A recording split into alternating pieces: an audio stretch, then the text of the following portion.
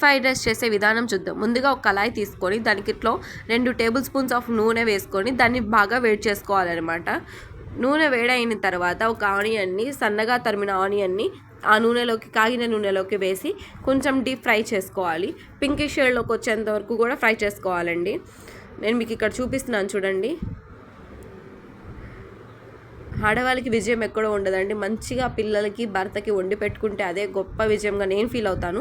So అందుకే అనమాట నాకు కూడా ఈ రెసిపీ బాగా నచ్చింది. మా ఆయన కూడా ఫస్ట్ టైం మెచ్చుకున్నారు, అందుకే మీకు చూపిస్తున్నాను.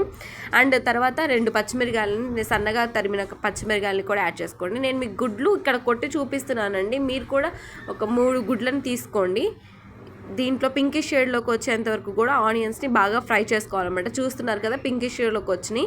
ఇక్కడ ఒక టేబుల్ స్పూన్స్ ఆఫ్ అల్లం వెల్లుల్లి పేస్ట్ అనేది యాడ్ చేసుకోండి. అల్లం వెల్లుల్లి పేస్ట్ పచ్చివాసన పోయేంత వరకు కూడా మనం కొంచెం ఫ్రై చేసుకోవాలండి. లేకపోతే పచ్చిగా ఉంటుంది, స్మెల్ బాగోదన్నమాట, టేస్ట్ కూడా నచ్చదు, మంచిగా అనిపించదు టేస్ట్ కూడా. తర్వాత కొంచెం చిటికెడు పసుపు, తగినంత ఉప్పు కూడా కలుపుకొని ఇలా ఫ్రై చేయండి. మీకు ఎంత సరిపోతుంది అనిపిస్తే అంతే ఉప్పు వాడండి. ఉప్పును కూడా ఇలా వేసుకొని కొంచెం లో ఫ్లేమ్లో పెట్టుకొని ఫ్రై చేసుకోవాలి అన్నమాట. అండ్ తర్వాత మీకు నేను చూపించాను కదండి 3 గుడ్లు పగలగొట్టుకున్నవి. ఆ గుడ్లు కూడా ఈ రైస్లోకి అనేది మనం ఈ ఆనియన్స్లోకి యాడ్ చేసుకొని కొంచెం మీడియం ఫ్లేమ్లో ఉంచుకొని ఫ్రై చేసుకోవాలి. లేకపోతే గుడ్లు అనేది ఏంటంటే లోపల ఉడకకుండా పచ్చిగా ఉంటుంది.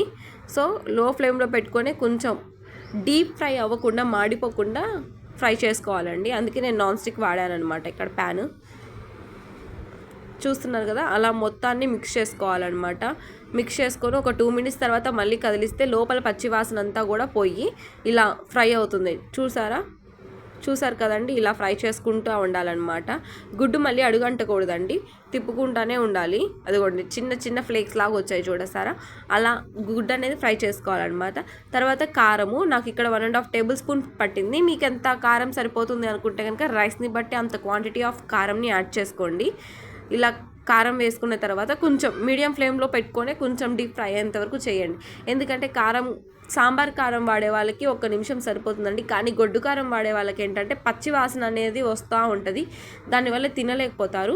సో ఇలా ఫ్రై చేసుకోండి. ఇప్పుడు నేను రైస్ యాడ్ చేస్తున్నాను, మీరు కూడా రైస్ అనేది యాడ్ చేసేయండి. లో ఫ్లేమ్లో పెట్టుకొని యాడ్ చేసుకోవాలండి రైస్ యాడ్ చేసేటప్పుడు.